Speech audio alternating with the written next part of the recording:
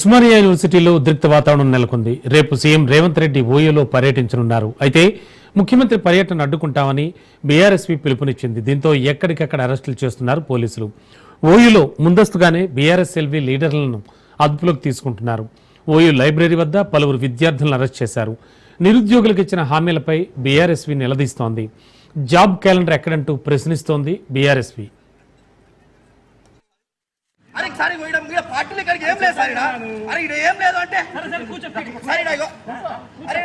Sorry గోపం ఏం అడుగులేదు. రేపు Osmania university Revanth Reddy అరే ఇప్పుడు పెట్టండి బ్రదర్. ఇట్లా మీ దగ్గర ఉన్నాయి కదా జస్ట్ లేపు పట్టుకోండి పట్టుకోండి నా ప్లీజ్ దయచేసి. నాకు పెళ్లి కోసం కాదు కదా మీకోసం.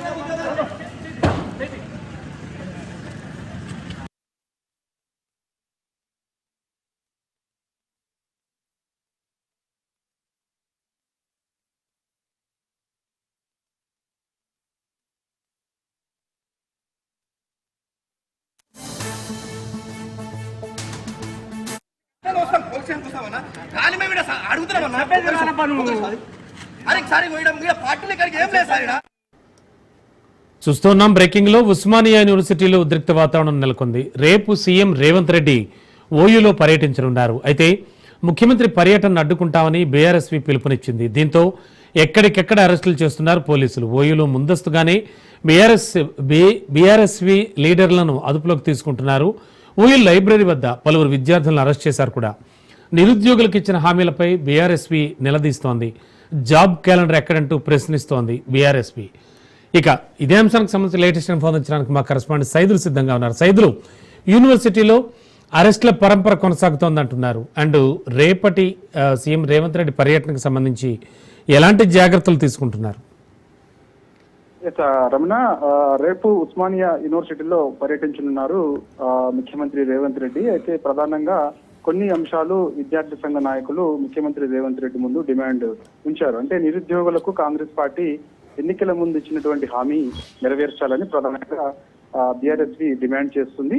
దానిలో భాగంగా రేపు ముఖ్యమంత్రి రేవంత్ రెడ్డి ఉస్మానియా యూనివర్సిటీ పర్యటనని అడ్డుకొని తీరుతామని ప్రకటన చేశారు. సో ముందస్తుగా బీఆర్ఎస్పీ విద్యార్థి సంఘ నాయకులందరినీ కూడా పోలీసులు అదుపులోకి తీసుకొని స్థానికంగా ఉన్నటువంటి పోలీస్ స్టేషన్లకి తరలిస్తున్నారు. ఎందుకంటే రేపు పర్యటన ఉన్న నేపథ్యంలో, ముఖ్యమంత్రి రేవంత్ రెడ్డి పర్యటన ఉన్న నేపథ్యంలో ఎవరైనా విద్యార్థి సంఘం నాయకులు అంటే బీఆర్ఎస్పీ నాయకులు ఎవరైనా అడ్డుకుంటే లా అండ్ ఆర్డర్ ఇష్యూ అయ్యే లాంటిది జరుగుతుంది. కాబట్టి ముందస్తుగా అరెస్ట్ చేస్తున్నట్టు కూడా మనకైతే సమాచారం. దీన్ని తీవ్రంగా బీఆర్ఎస్ పార్టీ ఖండిస్తుంది. బీఆర్ఎస్ రాష్ట్ర అధ్యక్షుడు గిల్లి శ్రీనివాస్ యాదవ్ కూడా ఖండించారు. అరెస్ట్ చేసినటువంటి బీఆర్ఎస్పీ విద్యార్థి సంఘ నాయకులను వెంటనే విడుదల చేయాలని ఆయన డిమాండ్ చేశారు. ఎందుకంటే నిరుద్యోగులకి గతంలో సరూర్ నగర్ స్టేడియం ఎన్నికగా ఆనాడు ప్రియాంక గాంధీని తీసుకొచ్చి నిరుద్యోగ భృతి ఇస్తాము, కాంగ్రెస్ పార్టీ తెలంగాణ రాష్ట్రంలో అధికారంలోకి వస్తే నిరుద్యోగ భృతితో పాటు ముఖ్యంగా విద్యార్థులకు, మహిళా విద్యార్థులకు, వాళ్ళకి విద్యార్థినులకు స్కూటీలు ఇస్తామని చెప్పేసి కూడా హామీ ఇచ్చారు. సో ఆ హామీ 100 రోజుల్లోనే అమలు చేస్తామన్నారు. ఓట్లు వేయించుకుని అధికారంలోకి వచ్చారు. 100 రోజులు దాటింది. దాదాపుగా కాంగ్రెస్ పార్టీ తెలంగాణ రాష్ట్రంలో అధికారంలోకి వచ్చి 20 నెలలు కూడా దాటింది. ఇచ్చినటువంటి నిరుద్యోగులకు హామీ ఏ ఒక్క హామీ కూడా నెరవేర్చలేకపోతున్నారు. ఫీజు రియంబర్స్మెంట్ కూడా పెండింగ్ లో ఉంది. ఫీజు రియంబర్స్మెంట్ కూడా ఎప్పటికప్పుడు ప్రతి ఏడాది కూడా విడుదల చేస్తాము. గత ప్రభుత్వం మాదిరిగా మా ప్రభుత్వం ఉండదని డిప్యూటీ సీఎం బట్టి విక్రమార్క అనేక సార్లు చెప్పారు. సో ఇప్పుడు కాంగ్రెస్ పార్టీ అధికారంలోకి వచ్చి 20 నెలలు అవుతున్న ఫీజు రియంబర్స్మెంట్ విడుదల చేయడం లేదు. దాంతో పాటుగా నిరుద్యోగులకు ఇస్తామన్నటువంటి సంవత్సరానికి 2 లక్షలకు పైగా ఉద్యోగాలు ఇస్తామని హామీ ఇచ్చారు. కానీ ఇవాళ అధికారంలోకి వచ్చి సంవత్సరం దాటింది, 20 నెలలు కూడా దాటబోతుంది. కానీ ఇచ్చినటువంటి హామీ ఏదైతే ఉందో, నిరుద్యోగులకి 2 లక్షల ఉద్యోగాలు ఇస్తామని ఇచ్చినటువంటి హామీ ఏదైతే ఉందో ఆ హామీ ఇంతవరకు నెరవేర్చలేదు. సో దాంతో పాటుగా నిరుద్యోగులకు ఇస్తామన్నటువంటి నిరుద్యోగ భృతి 4,500 రూపాయల వరకు ఇస్తామన్నారు. కాబట్టి సో అది కూడా వెంటనే ఇవ్వాలని చెప్పేసి ప్రధానంగా డిమాండ్ చేస్తున్నారు. చాలా మంది రాష్ట్రంలో నిరుద్యోగులు ఉన్నారు. డిగ్రీ అయిపోయిన వాళ్ళు కొన్ని లక్షల మంది ఉన్నారు. వాటితో పాటు కూడా ఉద్యోగాల కోసం చాలా మంది ఎదురు చూస్తున్నారు. ఇప్పటికే ఉస్మానియా యూనివర్సిటీలో మనకి చాలా మంది చదువుతూ ఉన్నారు. వారందరూ కూడా అక్కడ లైబ్రరీలో ఉద్యోగాలు నోటిఫికేషన్ ఎప్పుడు వస్తుందో ఎదురు చూస్తూ ప్రిపేర్ అవుతున్నారు. దాంతో పాటు అశోక్ నగర్ లో కూడా కొన్ని వేల మంది విద్యార్థులు అక్కడ కోచింగ్ తీసుకుంటున్నారు. ఈ యొక్క ఉద్యోగాల నోటిఫికేషన్ కోసం ఎదురు చూస్తున్నారు. కానీ ఒక్క ఉద్యోగ నోటిఫికేషన్ కూడా విడుదల చేయడం లేదు. గతంలో బీఆర్ఎస్ పార్టీ ఇచ్చినటువంటి నోటిఫికేషన్లే ఇవాళ నియామక పత్రాలు ఇస్తూ నియమిస్తున్నామని చెప్పేసి కాంగ్రెస్ పార్టీ గొప్పలు చెప్పుకుంటుంది. కాంగ్రెస్ పార్టీ అధికారంలోకి వచ్చిన తర్వాత 10,000 ఉద్యోగాలు కూడా భర్తీ చేయలేదని చెప్పేసి కూడా బీఆర్ఎస్ పార్టీ ప్రధానంగా చెప్తూ వస్తుంది. దానిలోనే ఇచ్చినటువంటి హామీ నెరవేర్చాలని రేపు ముఖ్యమంత్రి రేవంత్ రెడ్డి ఉస్మానియా యూనివర్సిటీలో పర్యటన నేపథ్యంలో ఇచ్చినటువంటి హామీలు నెరవేర్చాలని ప్రధానంగా వాళ్ళు డిమాండ్ చేస్తున్నారు. కాబట్టి సో ముఖ్యమంత్రి రేవంత్ రెడ్డిని అడ్డుకునే అవకాశం బీఆర్ఎస్పీ నాయకులు చేస్తారేమన్నట్టుగా ముందస్తుగా బీఆర్ఎస్పీ విద్యార్థి సంఘ నాయకులందరినీ కూడా అరెస్ట్ చేస్తున్నారు. ఉస్మానియా యూనివర్సిటీ లైబ్రరీ దగ్గర ఉన్నటువంటి కొందరు బీఆర్ఎస్పీ విద్యార్థి సంఘ నాయకులను అదుపులోకి తీసుకొని స్థానికంగా పోలీస్ స్టేషన్ తరలించారు. వారితో పాటుగా ఇక జిల్లాలపైన కూడా కొంత ఇంటెలిజెన్స్ ఎప్పటికప్పుడు నిఘా పెట్టింది. ఎవరైతే బీఆర్ఎస్పీ జిల్లా పార్టీ అధ్యక్షులు ఉంటారో వారు ఎవరైనా హైదరాబాద్కు వస్తున్నారా అని చెప్పేసి ఎప్పటికప్పుడు వాళ్ళపైన నిఘా పెట్టారు. నిఘాతో పాటుగా కొందరిని జిల్లాలోనే కొందరిని అదుపులోకి తీసుకుంటున్నారు. సో రాత్రికి కూడా చాలా మంది విద్యార్థి సంఘ నాయకులను అదుపులోకి తీసుకునే అవకాశం ఉన్నట్టు కూడా మనకైతే సమాచారం. దాంతో పాటుగా తెలంగాణ భవన్ పైన కూడా కొంత నిఘా పెట్టించారు. ఎందుకంటే తెలంగాణ భవన్ నుంచి బీఆర్ఎస్ విద్యార్థి సంఘ నాయకులందరూ కూడా ఒక్కసారిగా ఉస్మానియా యూనివర్సిటీ వైపు వెళ్లే అవకాశం ఉన్న నేపథ్యంలో అక్కడ కూడా కొంత నిఘా పెట్టారు. సో ఏదేమైనా బీఆర్ఎస్ విద్యార్థి సంఘ నాయకుల్ని ఈ రోజు రాత్రి చాలా వరకు అదుపులోకి తీసుకునే అవకాశం ఉంది. కొందరిని హౌస్ అరెస్ట్ కూడా చేసే అవకాశం అయితే కనిపిస్తుంది. ఇలా అదుపులోకి తీసుకోవడం ముందస్తుగా అరెస్ట్ చేయడాన్ని మాత్రం బీఆర్ఎస్ పార్టీ తీవ్రంగా ఖండిస్తుంది. బీఆర్ఎస్ పార్టీ రాష్ట్ర అధ్యక్షుడు గిల్లి శ్రీనివాస్ కూడా తీవ్రంగా ఖండిస్తున్నారు. ఇప్పటికైనా సరే నిరుద్యోగులకు ఇస్తామన్నటువంటి హామీ ఏదైతే ఉందో ఆ హామీ నెరవేర్చాలని ప్రధానంగా ముఖ్యమంత్రి రేవంత్ రెడ్డిని బీఆర్ఎస్ విద్యార్థి సంఘ నాయకులు డిమాండ్ చేస్తున్నారు. Ramana. Okay, thank you Saidulu. Revanth Reddy ఇప్పుడు పెట్టండి బ్రదర్, ఇట్లా మీ దగ్గర ఉన్నాయి కదా జస్ట్ లేపు పెట్టుకోండి. పట్టుకోండి అన్న, ప్లీజ్ దయచేసి నాకు పెళ్లి కోసం కాదా మీకోసమే కదా.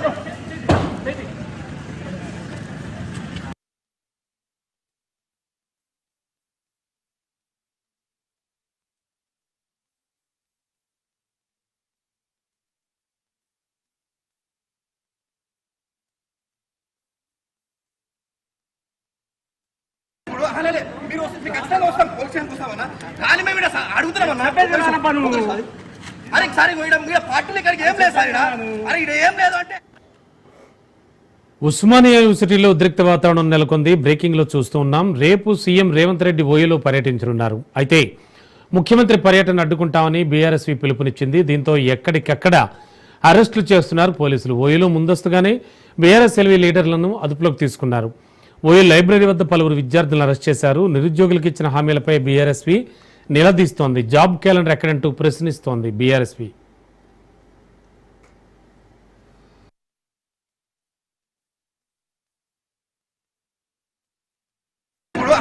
మీరు ఖచ్చితంగా వస్తాం, పోలీస్ స్టేషన్కి వస్తామన్నా. కానీ మేము ఇక్కడ అడుగుతున్నామన్నా. అరే సార్ పార్టీలు ఇక్కడికి ఏం లేదు సార్, అరే ఇక్కడ ఏం లేదు అంటే. సార్ ఏం అడుగుతున్నారు రేపు ఉస్మానియా యూనివర్సిటీ రేవంత్ రెడ్డి ఇప్పుడు పెట్టండి బ్రదర్, ఇట్లా మీ దగ్గర ఉన్నాయి కదా జస్ట్ లేపు పెట్టుకోండి. ఎస్, ఉస్మానియా యూనివర్సిటీలో ఉద్రిక్త వాతావరణం నెలకొంది. రేపు సీఎం రేవంత్ రెడ్డి ఓయూలో పర్యటించనున్నారు. అయితే ముఖ్యమంత్రి పర్యటన అడ్డుకుంటామని బీఆర్ఎస్వీ పిలుపునిచ్చింది. దీంతో ఎక్కడికెక్కడ అరెస్టులు చేస్తూ ఉన్నారు పోలీసులు. ఓయూలో ముందస్తుగానే బీఆర్ఎస్వీ లీడర్లను అదుపులోకి తీసుకుంటున్నారు. ఇక ఓయూ లైబ్రరీ వద్ద అయితే పలువురు విద్యార్థులను అరెస్టులు కూడా చేశారు. నిరుద్యోగులకు ఇచ్చిన హామీలపై బీఆర్ఎస్వీ నిలదీస్తోంది. జాబ్ క్యాలెండర్ ఎక్కడంటూ ప్రశ్నిస్తోంది బీఆర్ఎస్వీ. ఇక బీఆర్ఎస్వీ రాష్ట్ర అధ్యక్షుడు గెల్లు శ్రీనివాస్ యాదవ్ మనతో పాటు సిద్ధంగా ఉన్నారు మాట్లాడడానికి. శ్రీనివాస్ యాదవ్, ఏంటి సిచ్యువేషన్? అంటే మీ యొక్క ప్రధాన డిమాండ్ ఏంటి? Job calendar and fee reimbursement, ఇవి కాకుండా ఇంకా ఏమైనా డిమాండ్స్ ఉన్నాయా? అసలు మీ ఉద్దేశాలు ఏమిటి? ఎందుకని సీఎం పర్యటనని అడ్డుకునేటువంటి ప్రయత్నాలు చేస్తూ ఉన్నారు? ఏం జరుగుతోంది అసలు?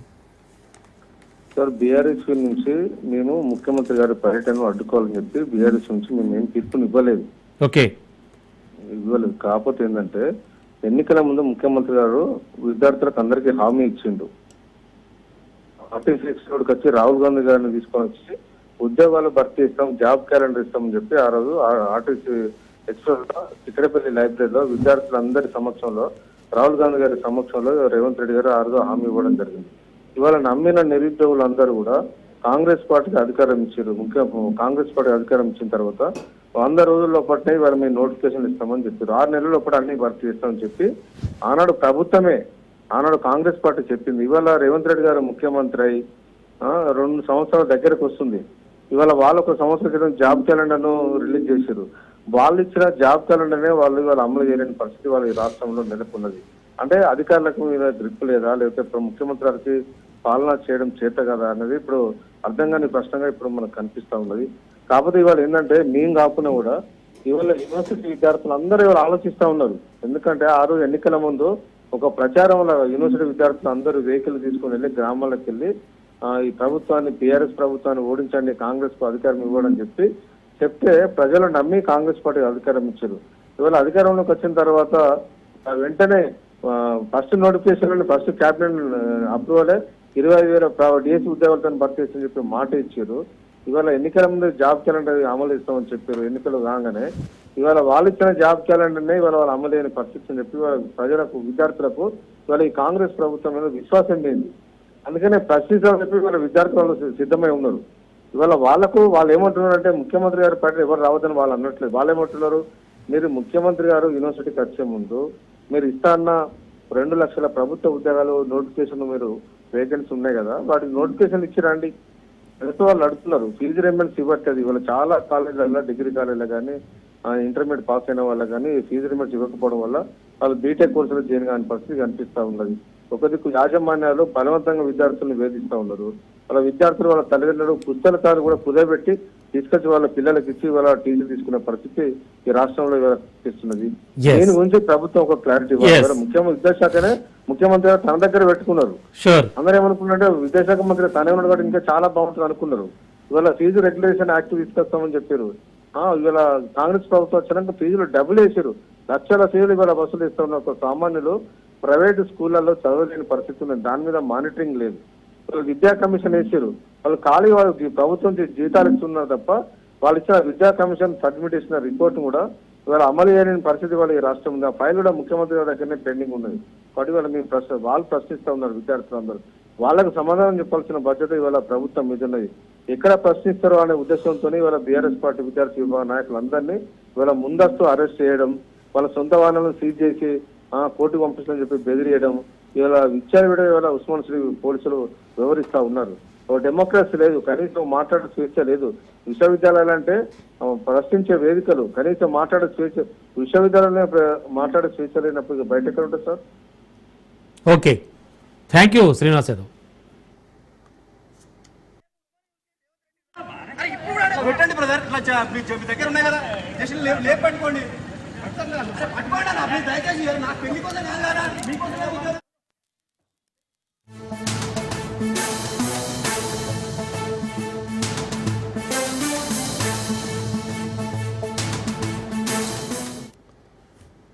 తెలంగాణ ప్రభుత్వం కీలక నిర్ణయం తీసుకుంది. బ్రేకింగ్ లో చూస్తున్నాం. రాష్ట్ర వ్యాప్తంగా గణేష మండపాలకు ఫ్రీ కరెంట్ ఇచ్చేందుకు అంగీకరించింది. అలాగే దుర్గామాత మండపాలకు కూడా ఉచిత విద్యుత్ అందించనుంది కాంగ్రెస్ సర్కార్.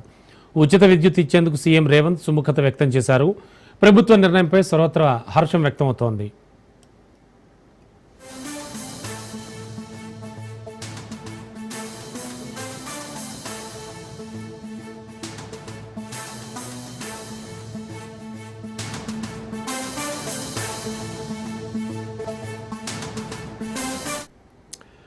తెలంగాణ ప్రభుత్వం తీసుకున్న కీలక నిర్ణయానికి సంబంధించి బ్రేకింగ్ న్యూస్ చూస్తూ ఉన్నాం. రాష్ట్ర వ్యాప్తంగా గణేష్ మండపాలకు ఫ్రీ కరెంట్ ఇవ్వడానికి అంగీకరించింది ప్రభుత్వం. అలాగే దుర్గామాత మండపాలకు కూడా ఉచిత విద్యుత్ అందించనుంది కాంగ్రెస్ సర్కార్.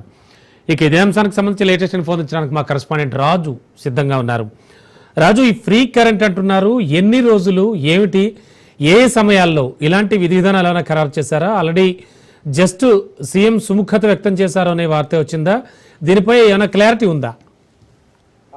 రమణ, ప్రధానంగా మరో 3 రోజుల్లో ఏదైతే గణేష్ ఉత్సవాలు ప్రారంభం కాబోతా ఉన్నాయి, రాష్ట్ర వ్యాప్తంగా కూడా గణేష్ మండపాలకు ఉచిత విద్యుత్ సరఫరా చేయాలని ప్రభుత్వం ఇటీవల ఏదైతే హైదరాబాద్ ఇన్ఛార్జి మినిస్టర్ గా ఉన్నటువంటి మంత్రి పొన్నం ప్రభాకర్ ఇటీవల ఎల్సీహెచ్ఆర్డీలో ఒక సమీక్షా సమావేశం కూడా నిర్వహించడం జరిగింది.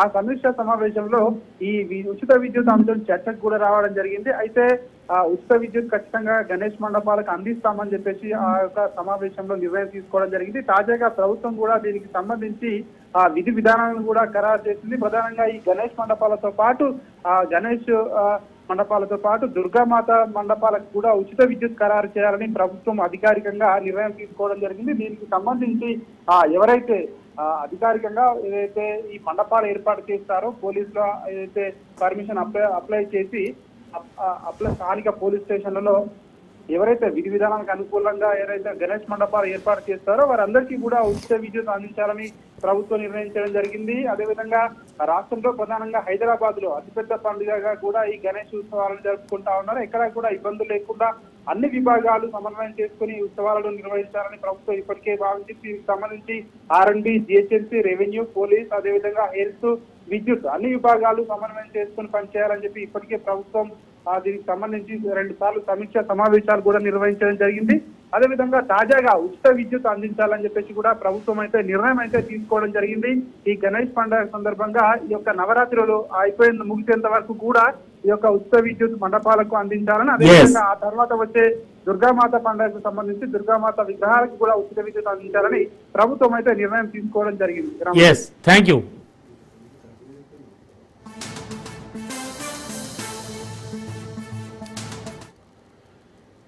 కమ్యూనిస్టు దిగ్గజం సురవరం సుధాకర్ రెడ్డి అంతిమయాత్ర ముగిసింది. తెలంగాణ ప్రభుత్వ అధికారిక లాంఛనాల అనంతరం సిపిఐ ఆఫీసు నుంచి ప్రారంభమైన ఈ అంతిమయాత్ర గాంధీ మెడికల్ కళాశాల వరకు కొనసాగింది. మగ్దుం భవన్ వద్ద గౌరవ సూచకంగా పోలీసులు గాల్లోకి కాల్పులు జరిపారు. అంతిమయాత్ర ముగిసిన అనంతరం సురవరం భౌతికాయాన్ని మెడికల్ కళాశాలకు ఆయన కుటుంబ సభ్యులు అప్పగించారు. అంతిమయాత్ర పొడవునా కామ్రేడ్ సురవరం సుధాకర్ రెడ్డి అమర్ రహే అంటూ సిపిఐ కార్యకర్తలు, నాయకులు నినాదాలు చేశారు. అంతిమయాత్రలో సిపిఐ ప్రధాన కార్యదర్శి డి రాజా, జాతీయ కార్యదర్శి నారాయణ, తెలంగాణ రాష్ట్ర కార్యదర్శి కూనంనేని సాంబశివరావు తదితరులు పాల్గొన్నారు.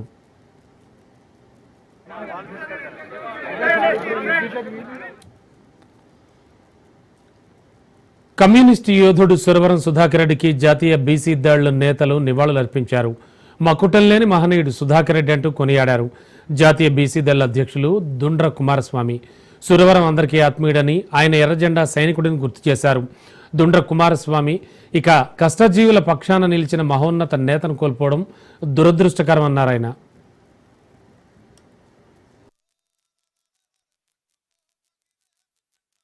నమస్కారం. ఈ రోజు సురవరం సుధాకర్ రెడ్డి గారి గురించి మాట్లాడాలంటే మకుటం లేని మహారాజు, మహనీయులు సురవరం సుధాకర్ రెడ్డి గారు. అందరి వాడు ఆయన నీతి, నిజాయితీ, నిబద్ధతతో, మానవ విలువలతో ఆయన జీవితాంతం ప్రయాణం చేశాడు. అంతేకాకుండా ఆయన ముఖ్యంగా బడుగు బలహీన వర్గాలు కావచ్చు, శ్రామికులు కావచ్చు, కార్మికులు కావచ్చు, వారి హక్కుల కోసం, రిజర్వేషన్ల కోసం ఊపిరున్నంత వరకు పోరాడిన ఒక గొప్ప మహనీయుడు అని తెలియజేస్తున్నాను. ఆయన ఒక ఎర్రజెండా సైనికుల్లాగా ఆయన జీవితాంతం ఊపిరున్నంత వరకు పోరాటం చేయడం, కార్మికుల కోసం కావచ్చు, రైతుల కోసం కావచ్చు ఆయన జీవితాంతం అర్పించిన ఒక గొప్ప మహనీయుడు అని తెలియజేస్తున్నాను. ఆయన ఈ రోజు మనలో లేకపోవడం నిజంగా ఎర్రజెండాకు ఒక తీరని లోటు, బడుగు బలహీన వర్గాలకు, కార్మికులకు, రైతులకు ఒక పెద్ద లోటుగా తెలియజేస్తున్నాను. ఆయన మచ్చలేని జాతీయ స్థాయిలో రాజకీయాలలో ప్రభావం చూపిన వ్యక్తి.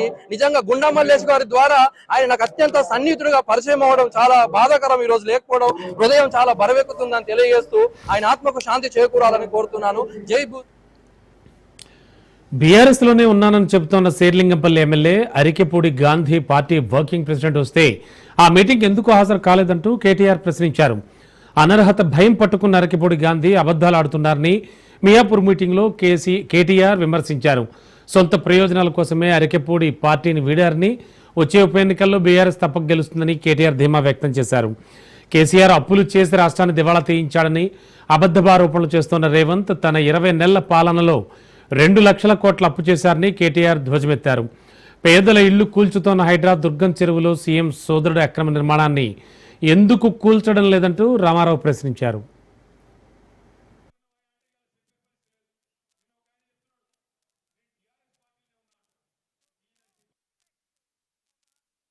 మీ ఎమ్మెల్యే పార్టీ మారినా, పార్టీకి ద్రోహం చేసిన, తల్లి పాలు తాగి రొమ్ము గుద్దిన ఆనాడు 2014లో మనకి ఎమ్మెల్యే లేడు.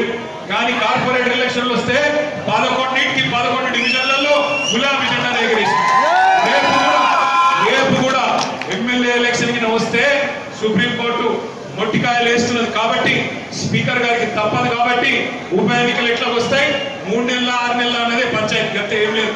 ఎక్కువ రోజులు తప్పించుకోలేదు. ఎందుకంటే ఏదో ఒకటి చెప్పాలి. ఏ పార్టీలు ఉన్నావా అంటే ఇలా చెప్పే పరిస్థితి లేదు.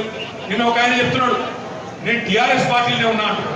ఈయన సిపాయి మనదాలోనే ఉంటే ఎందుకు రాలే ఇక్కడికి? మరి మీ ఎమ్మెల్యే నిజంగానే టీఆర్ఎస్ లో ఉంటే ఎందుకు రాలే? రావాలి కదా. అయితే కాంగ్రెస్ ఉన్నా అని చెప్పు, లేకపోతే టీఆర్ఎస్ ఉన్నా అని చెప్పు. అంతేగాని అటు కాకుండా ఇటు కాకుండా ఏడు ఉండాలి, నువ్వు గానే ఉన్నా అంటే నేను ఏమనుకోవాలో అదే అనుకున్నాను. 10 ఏళ్లలో చేసింది కేవలం 2,80,000 కోట్ల అప్పు మాత్రమే అని పార్లమెంట్ లో స్వయంగా కేంద్ర ప్రభుత్వం చెప్పింది. కానీ సిగ్గు లేకుండా ముఖ్యమంత్రి రేవంత్ రెడ్డి నుంచి మొదలు పెడితే ఆయన మంత్రులు, ఎమ్మెల్యేలు, చివరికి నిన్న స్పీకర్ గారు కూడా పచ్చి అబద్ధాలు మాట్లాడుతూ ఉన్నాడు. 6.5 లక్షల కోట్లను ఒకరంటారు. అసలు ఎన్ని లక్షల కోట్ల వాళ్ళకే తెలియదు. పార్లమెంట్ సాక్షిగా కేంద్ర ప్రభుత్వం చెప్పిన తర్వాత కూడా ప్రజలని తప్పుదోవ పట్టించి నీకు ముఖం బాగా లేక అద్దం పగలు కొట్టుకున్నట్టు ప్రభుత్వాన్ని నడిపే తెలివి లేక, సంపద పెంచే తెలివి లేక సన్నాసి పనులు చేసి రాష్ట్రాన్ని అతలాకుతలం చేసి గ్రామాల్లో తాగడానికి మందు ఫుల్, కానీ ఆసుపత్రుల్లో మందులు మాత్రం నిల్లని మాజీ మంత్రి హరీష్ రావు ఎద్దేవా చేశారు. సిద్దిపేట జిల్లా జగదేవ్పూర్ మండలం తిమ్మాపూర్లో డెంగ్యూ వ్యాధితో మహేష్, ఇంటర్ చదువుతోన్న శ్రవణ్ కుమార్లు మృతి చెందారు. మృతుల కుటుంబాలను మాజీ మంత్రి హరీష్ రావు పరామర్శించి ఓదార్చారు. ఈ సందర్భంగా హరీష్ రావు మాట్లాడారు. మహేష్, శ్రవణ్ కుమార్ల మరణాలు ప్రభుత్వ హత్యలే అని చెప్పారు. ప్రభుత్వం హైదరాబాద్కే పరిమితమైందని, ముఖ్యమంత్రి రేవంత్ రెడ్డి మొద్దు నిద్రలో ఉన్నాడని విమర్శించారు. ఎంతసేపు ప్రతిపక్షాలపై కుట్రలు, కేసీఆర్ నిబంధనలకు గురిచేయడం తప్ప ఈ ప్రభుత్వం చేసిందేమీ లేదన్నారు. ఒక తిమ్మాపూర్లోనే 50 నుంచి 60 కుటుంబాలు ప్రైవేట్ ఆసుపత్రుల్లో అప్పులు తెచ్చి చికిత్స పొందుతున్నాయన్నారు. ప్రభుత్వ ఆసుపత్రులపై ప్రజల్లో నమ్మకం పోతోందని హరీష్ రావు అన్నారు. బీఆర్ఎస్ హయాంలో గ్రామాల్లో పారిశుద్ధ్యం కోసం కోట్ల రూపాయలను కేసీఆర్ కేటాయించారని, నేడు గ్రామాల్లో జరిగే పారిశుద్ధ్యంపై ప్రభుత్వానికి శ్రద్ధ లేదన్నారు. ఇప్పటికైనా ప్రభుత్వం ముద్దు నిద్రను వీడి గ్రామాల్లో స్పెషల్ డ్రైవ్ పెట్టి పారిశుద్ధ్యం పనులను చేపట్టాలని కోరారు.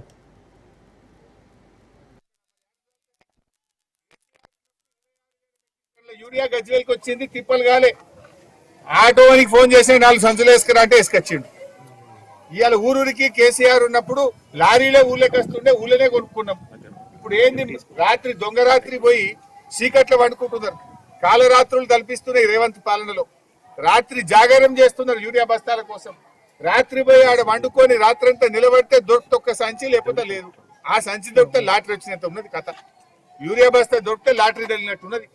ఎందుకంటే పొద్దున పోయి కొద్దిగా దాకా లైన్ నిలబడితే దొరికితే ఒక సంచి దొరికినట్టు, లేకపోతే ఉత్తదే టోకెన్ ఇస్తాడు, మళ్ళీ రావాలి మళ్ళీ పోవాలి.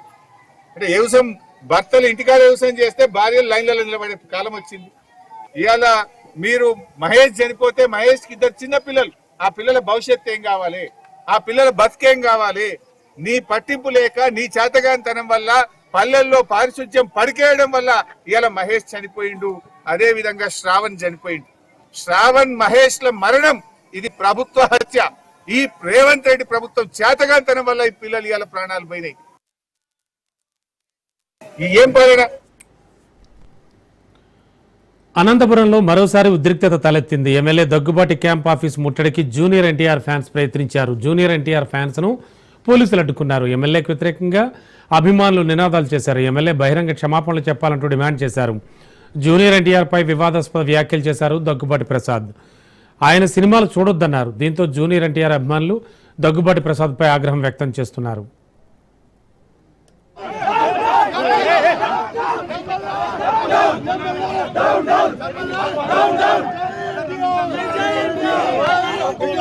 గంటలు ప్రెస్ మీట్ పెట్టి కన్వీనర్స్ చెప్పారు, సారీ చెప్పుకున్నా లాఠీ చార్జ్ చేస్తున్నారు. ఓడి చెప్పుకోవాలా, తిరుపతి నుంచి వచ్చాము, ప్రతి జిల్లాల నుంచి వచ్చాము, లాఠీ చార్జ్ దెబ్బలు.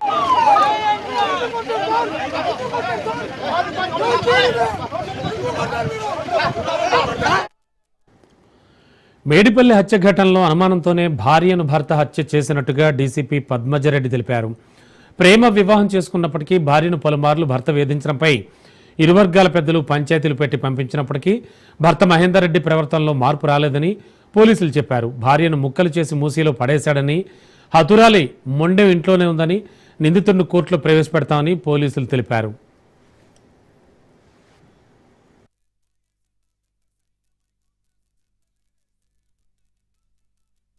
మార్నింగ్ అవర్స్లో ఒకటి రిపోర్ట్ అయింది Medipally police station Rachakonda కమిషనరేట్లో.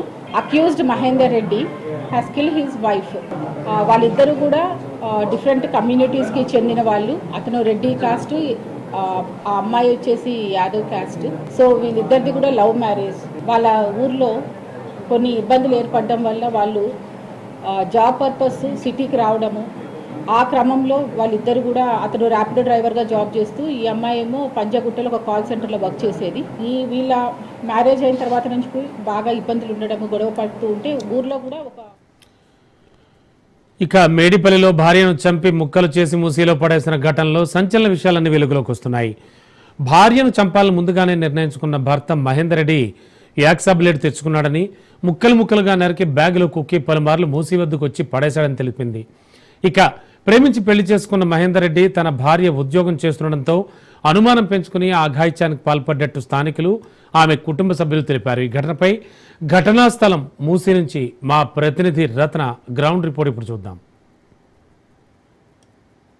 Medipalli police station పరిధి శ్రీనివాస నగర్ కాలనీలో భార్య స్వాతిని అత్యంత కిరాతకంగా చంపి ముక్కలు చేసిన తర్వాత భర్త మహేందర్ రెడ్డి ఆమె యొక్క శరీర భాగాలను తీసుకొచ్చి మూసీ నదిలో కలపడం జరిగింది. రాత్రి ప్రాంతంలో ఈ యొక్క ఇన్సిడెంట్ అనేది చోటు చేసుకుంది. ప్రజెంట్ మూసీ నదిలో స్వాతి శరీర భాగాలను పోలీసులు గాలిస్తూ ఉన్నారు. ప్రజెంట్ మనం మూసీలో కలిపినటువంటి స్పాట్ దగ్గర మనం ఒకసారి విజువల్స్ లో కనిపిస్తుంది. సో ఇదే మూసీ నది. రాత్రి 7 గంటల ప్రాంతంలో భార్య స్వాతిని అత్యంత కిరాతకంగా చంపాడు భర్త మహేందర్ రెడ్డి. ఆ తర్వాత ఆమె శరీర భాగాలు మొత్తాన్ని కూడా ముక్కలు ముక్కలుగా రంపంతో కోసి వాటన్నిటిని కూడా ప్యాక్ చేసి వివిధ సంచుల్లో వేసుకొని తన 2 వీలర్ మీద అతి సమీపంలో ఉన్నటువంటి మూసీ నదికి తీసుకొచ్చి ఇక్కడే లోపల మూసీ నదిలో విసిరేశాడు. అయితే ప్రస్తుతం ఆమె ఆ శరీర భాగాల కోసం ప్రస్తుతం పోలీసులు గాలింపు చర్యలను చేపట్టడం జరిగింది. వాళ్ళ ఉదయం ఎప్పుడైతే రాత్రి ఇన్సిడెంట్ ప్రస్తుతం అతన్ని అదుపులోకి తీసుకొని ఇన్సిడెంట్ జరిగిన తర్వాత అదుపులోకి తీసుకున్నాక తను ఈ రకంగా మూసీలో కలిపాను ఆమె శరీర భాగాలను అనే విషయాన్ని తెలియజేసిన తర్వాత ప్రస్తుతం పోలీసులు మూసీ మొత్తాన్ని కూడా జల్లెడ పడుతున్నారు. అయితే ఇప్పటి వరకు కూడా స్వాతి యొక్క శరీర భాగాలకు సంబంధించినటువంటి ఆనవాళ్ళు అనేది కనిపించకపోవడంతో గాలింపు చర్యలను మరింత ముమ్మరం చేసినటువంటి పరిస్థితి ఉంది. ఇటీవల కాలంలో ఇటువంటి ఇన్సిడెంట్స్ అనేవి చాలా కాలం తర్వాత చోటు చేసుకున్నాయి. గతంలో మీర్పేటలో మనం ఒక ఇన్సిడెంట్ను చూసాము. భర్త భార్యను చంపిన తర్వాత ఆమె శరీర భాగాలను ఉడకబెట్టి ఎండబెట్టి తర్వాత వాటిని కాల్చి పొడి చేసి పక్కనే ఉన్న చెరువులో విసిరేసి ఆనవాళ్లు దొరకకుండా చేశాడు. అదే విధంగా ఇప్పుడు కూడా మహేందర్ రెడ్డి ఆ భార్య యొక్క శరీర భాగాలను ఆమెను చంపిన తర్వాత ఆమె శరీర భాగాలు దొరకకుండా ఉంచేందుకు అన్నిటిని కూడా రాత్రి మనకు సీసీ ఫుటేజ్లలో చాలా స్పష్టంగా కనిపించింది. 7 గంటల 10 నిమిషాల ప్రాంతంలో ఆమెను చంపిన తర్వాత శరీర భాగాలు మొత్తాన్ని ఒక 2 బ్యాగులలో వేసుకొని ఒక 2 వీలర్ మీద తీసుకొచ్చి కిందకు దిగినటువంటి దృశ్యాలు అనేవి సీసీ ఫుటేజ్లో రికార్డ్ అయ్యి వాటిని బేస్ చేసుకొని తన అదుపులోకి తీసుకొని విచారించిన తర్వాత మూసీలో కలిపాను అన్న విషయం తెలియజేయడంతో పోలీసులు మూసీ మొత్తాన్ని కూడా జల్లెడ పడుతూ ఉన్నారు. ఇప్పటి వరకు కూడా కేవలం ఆమె బాడీ మాత్రమే పోస్టుమార్టం నిమిత్తం గాంధీ ఆసుపత్రికి తరలించారు. మిగతా శరీర భాగాలన్నీ కూడా ఇంకా దొరకపోవడంతో గాలింపు చర్యలు చేయడం జరిగింది. ప్రస్తుతం నిందితుడిని అదుపులోకి తీసుకొని కేసు ఇన్వెస్టిగేషన్ ముమ్మరం చేశారు. దీనికి సంబంధించి ఇప్పటికే తల్లిదండ్రులు చాలా స్పష్టంగా తెలియజేయడం జరిగింది.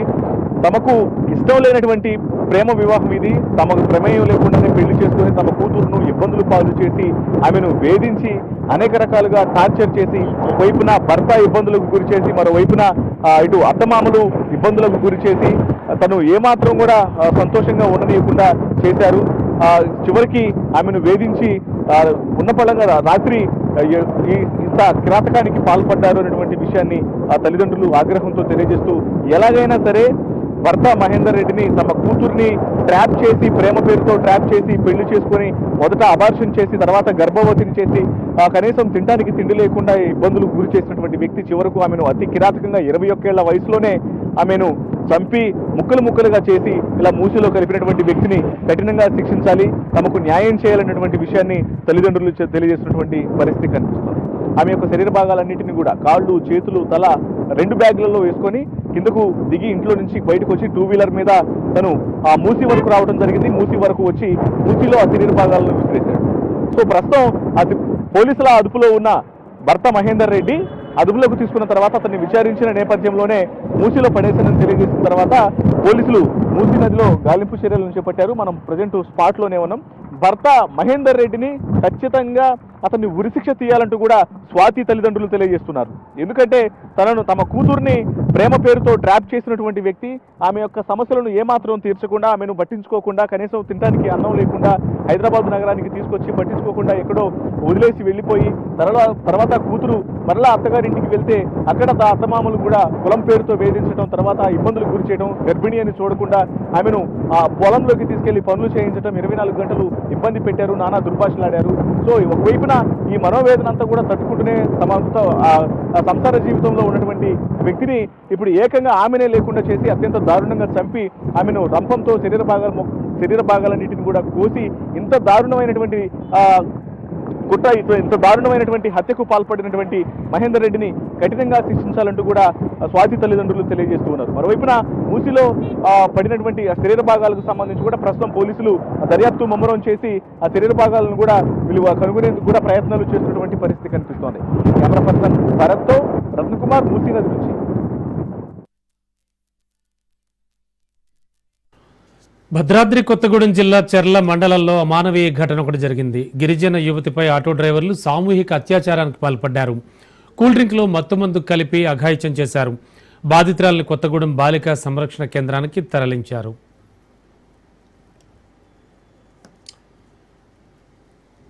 అటు నిజామాబాద్ జిల్లా కేంద్రంలో ప్రభుత్వ మెడికల్ కళాశాలలో దారుణం చోటు చేసుకుంది. ఎంబీబీఎస్ 4వ సంవత్సరం చదువుతోన్న విద్యార్థిపై సీనియర్లు ర్యాగింగ్కు పాల్పడ్డట్టుగా తెలుస్తోంది. సుమారు 10 మంది విద్యార్థుల వరకు కలిసి అమాయకుడిని చితకబాదారు. ఈ ఘటన స్థానికంగా కలకలం రేపుతోంది. బాధితుడి కథనం ప్రకారం హైదరాబాద్ సమీపంలోని పటాన్ చెరువుకు చెందిన యువకుడు రాహుల్ నిజామాబాద్లోని ప్రభుత్వ మెడికల్ కాలేజీలో ఎంబీబీఎస్ 4వ సంవత్సరం చదువుతున్నాడు. అయితే ఇంటర్నల్ డ్యూటీలో భాగంగా బాధిత విద్యార్థి ప్రభుత్వ జనరల్ హాస్పిటల్లో విధులు నిర్వర్తించాడు. అయితే రాహుల్ విధులకు హాజరైనట్లు సీనియర్లు రిజిస్టర్లో నమోదు చేశారు.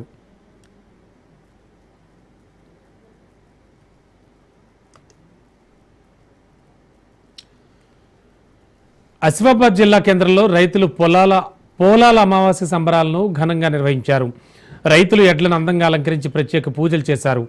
దసరాపూర్ నుంచి గాంధీ చౌక్లోని అంకమరాజు గుడి వరకు కూడా ప్రధాన విధులు గుండా భారీ ర్యాలీ నిర్వహించారు. శ్రావణ మాసంలో ఉపవాసాలు ఉన్న రైతులు పోలాల అమావాస్య రోజు ఎద్దుల కొమ్ములకు రంగులు పూసి అలంకరించి ఆలయాల వద్ద ప్రదక్షిణలు చేయిస్తారు. మట్టి ఎడ్లను ఇంటి వద్ద ప్రతిష్ఠించి పూజలు చేస్తారు. పోలాల అమావాస్య సందర్భంగా నిర్వహించిన ఈ కార్యక్రమంలో ఆసిఫాబాద్ ఎమ్మెల్యే కోవల్ లక్ష్మి పాల్గొని ప్రత్యేక పూజలు చేశారు. నిర్మల్ జిల్లా భైంసా మండలం కోతుల్గాంలోని గుట్టపై బండరాయి కింద గణనాథుడి ప్రతిమ కనిపించడంతో స్థానికులు డప్పుల చప్పులతో గ్రామంలోకి తీసుకొచ్చారు. శోభయాత్రగా డప్పు వాయిద్యాల మధ్య గుట్టపైకి వెళ్లి వినాయకుడిని ఊళ్ళోకి తీసుకొచ్చారు. వినాయకుడిని ప్రతిష్ఠించే స్థలం వద్ద గ్రామస్తులు పూజలు చేశారు. గ్రామస్తులు వినాయక చవితి వేడుకలను ఏర్పాట్లు చేస్తున్నారు.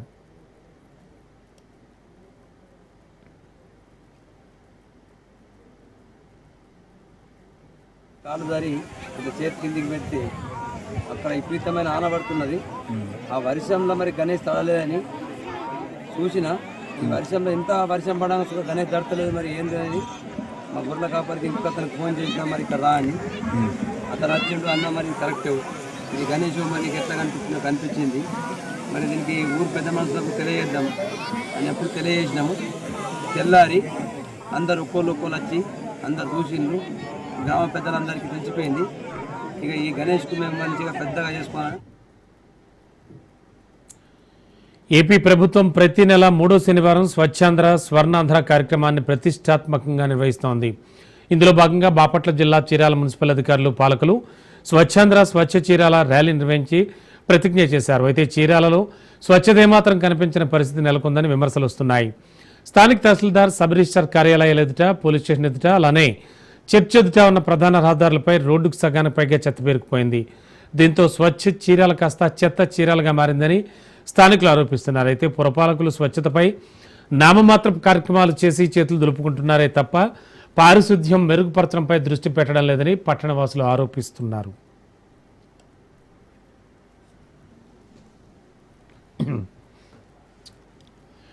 అల్లూరు జిల్లా ఏవోబి డుడుమా జలపాతంలో యువకుడు గల్లంతయ్యాడు. ఒరిస్సా బెర్హంపూర్ నుంచి విహారయాత్రకు వచ్చిన స్నేహితులు డ్రోన్తో షూట్ చేస్తుండగా వరద పోటెత్తింది. రిజర్వాయర్ నుంచి దిగువకు నీటిని విడుదల చేయడంతో ప్రవాహం పెరిగింది. తాళ్లతో కాపాడేందుకు స్నేహితులు విఫలయత్నం చేశారు. కానీ ప్రయత్నం విఫలమై కళ్ల ముందే యువకుడు ప్రవాహంలో కొట్టుకుపోయాడు. యువకుడు ఒడిషాకు చెందిన సాగర్ కుండుగా పోలీసులు గుర్తించారు.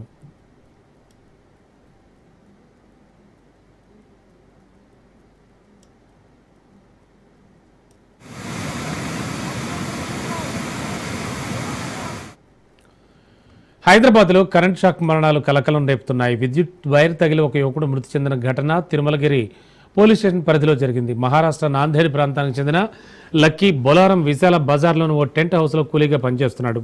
శుక్రవారం సాయంత్రం ఓ శుభకార్యానికి వేసిన టెంట్ తొలగిస్తుండగా విద్యుత్ వైర్లు తగిలి తీవ్ర గాయాలు కాగా దవాఖానకు తరలించే లోపే మృతి చెందాడు. ఈ ఘటనలో 3 యువకులు మున్నా, విజయ్, సంతోష్లకు గాయాలు కాగా ఆసుపత్రిలో చికిత్స పొందుతున్నారు. కేసు నమోదు చేసుకున్న పోలీసులు దర్యాప్తు చేపట్టారు.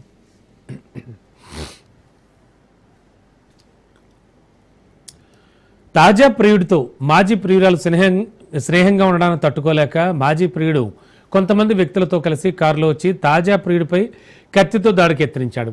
ఈ దాడిని స్థానికులు అడ్డుకుని తాజా ప్రియుడిని రక్షించారు.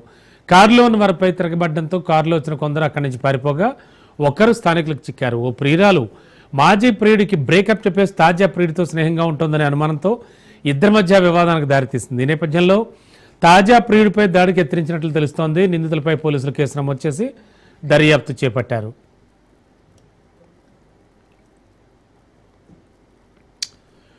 ప్రకాశం జిల్లా ఎర్రగొండపాలెం మండలం నల్లమల అటవీ ప్రాంతంలో గుప్త నిధుల తవ్వకాలు కలకలం రేపాయి.